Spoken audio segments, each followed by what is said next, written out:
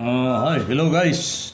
Now here again, we have a video on tactical combination, specifically a tactics called demolition of pawn structure. You know, in the king's position, there is always pawns that shield the king. So here, the tactics that being used is called demolition of this pawn shield. Okay, so in this game we are featuring two strong grandmasters of the past, namely Sabyed Tartakover was playing white pieces and his opponent was Akiba Rubinstein. And you know who was Sabyed Tartakover? He was a Polish French chess player and one of the 27 grandmasters. First awarded the title in 1950. So these grandmasters are awarded in the 1950s. So, and his opponent, Akiba Rubinstein, was also a Polish grandmaster. And he is best known for his incredible winning streak in 1912. When he won 5 consecutive tournaments. Now we go back to our position. Here, Tartakover playing white has made his sacrificial move. Rook G7. And this is a force move, so there is no other good reply but Toxip. Rook G7.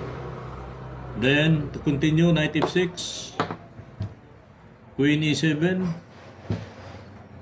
knight takes e8, queen takes a8.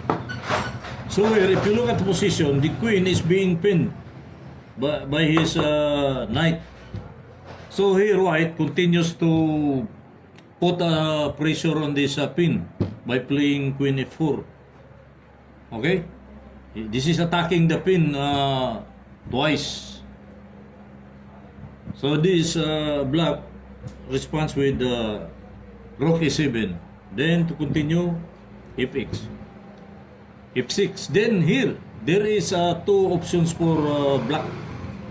Okay?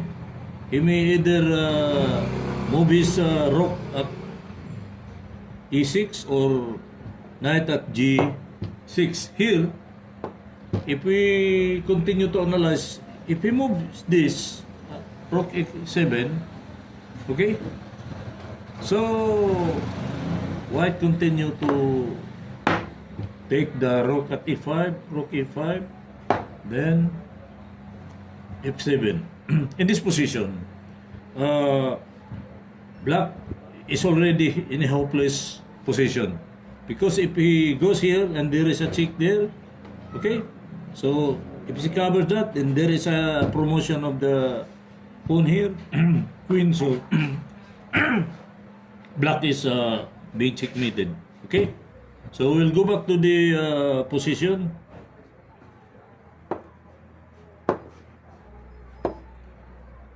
So, the other option is here. Actually, this is the main line. So, continue. Rook takes e7. Knight e7, then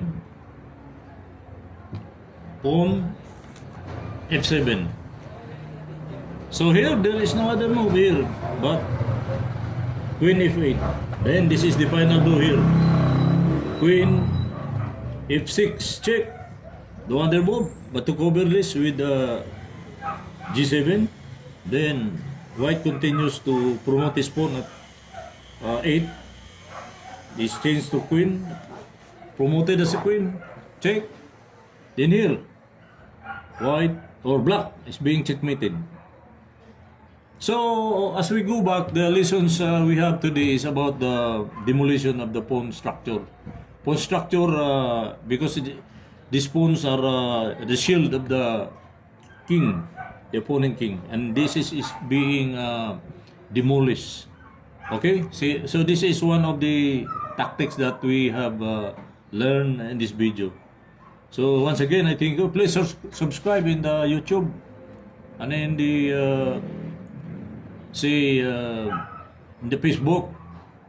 Please follow, like, and share. Thank you.